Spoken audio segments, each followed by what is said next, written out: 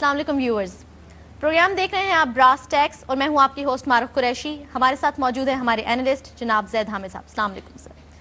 جیسا کہ آپ لوگوں کو پتا ہے کہ 23 مارچ کے حوالے سے ہم نے ایک خصوصی سیریز جو ہے وہ تشکیل دی ہے جس کی تھیم ہے پاکستان ایک عشق ایک جنون. براس ٹیکس کا معروف سلوگن جو اب تمام نوجوانوں کی زبان پہ ہے. اس حوالے سے ہم نے اپنے لاسٹ ایپیسوڈ میں بات کی، ہم لوگ موجود تھے گرینوچ یونیورسٹی میں، ہم نے بات کی پاکستان ریزولوشن کے حوالے سے. زید صاحب نے اپنے ویوز دیے، علامہ اقبال کے حوالے سے جو ہمارا سلسلہ شروع ہوا تھا اقبال پر اسرار کا، اس کو بھی ہم نے تھوڑا سا سمرائز کیا. آج ہم موجود ہیں کراچی ہی میں زیبسٹ یونیورسٹی میں. ہمارے ساتھ اسٹوڈنٹس کی ایک بہت بڑی تعداد موجود ہے جو یقیناً زید صاحب کے ویوز جو ہے سننا اور جاننا چاہیں گے.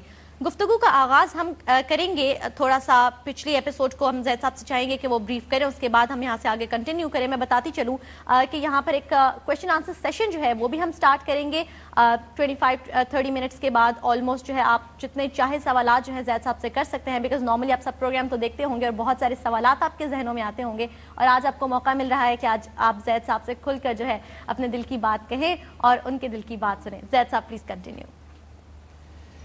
دیکھیے، جس طرح ابھی آپ کو بتایا کہ یہ ہماری ایک پیشن ہے، ایک پیار ہے، ایک عشق ہے. پاکستان ایک عشق ایک جنون کے نام سے یہ جو چند پروگراموں کی ایک سیریز جس کا مقصد صرف آپ سے بات کرنا تھا، اپنے نوجوانوں سے، اپنے یوتھ سے. ہم نے پچھلا پروگرام جو کیا اس میں آپ لوگ نہیں بیٹھے ہوئے تھے، لیکن ہم چاہیں گے تھوڑا سا سمرائز کر دیں کہ اس پاکستان کی تاریخ کہ جب سے اسلام ایک آئیڈیالوجی کی حیثیت سے اس دنیا میں آیا، جب ہمارے بزرگوں نے اس آئیڈیالوجی کو کہ جو اپنے دور کے لحاظ سے اتنی ریڈیکل، اتنی فیسنیٹنگ تھی کہ جو سنتا تھا ایک لمحے کے لیے تو سٹن ہو کے رہ جاتا تھا، چاہے دوست یا دشمن. صرف اس کلام کو سن کر لوگوں کے دلوں پہ جو تاثیر ہوتی تھی، revolution was in the hearts, minds and civil, وجود ہل کے رہ جاتے تھے.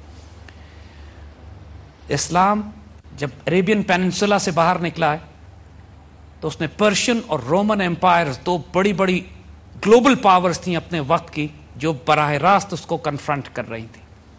مگر اس سے پہلے بہت بڑی کانفرنٹیشن خود مکہ اور مدینہ کی ریاستوں کے درمیان بھی ہوئی ہے. The first Islamic ideological state Medina اور مکہ، جو کہ ایک مشرک ریاست تھی. And the confrontation started within. ایک دفعہ یہ ریزالو ہوئی تو اس کے بعد اسلام نے پھیل کر 70 سال کے عرصے میں اس آئیڈیالوجی نے چائنا سے لے کے ویسٹ افریقہ اور یورپین پیننسولا تک اپنے جھنڈے گاڑ دیے. جو تمام لوگ اس دور میں مسلمان ہوئے وہ آج بھی مسلمان ہیں.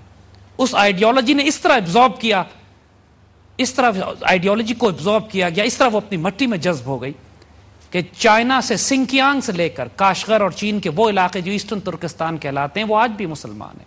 وہ صحابہ کے دور میں فتح ہوئے تھے.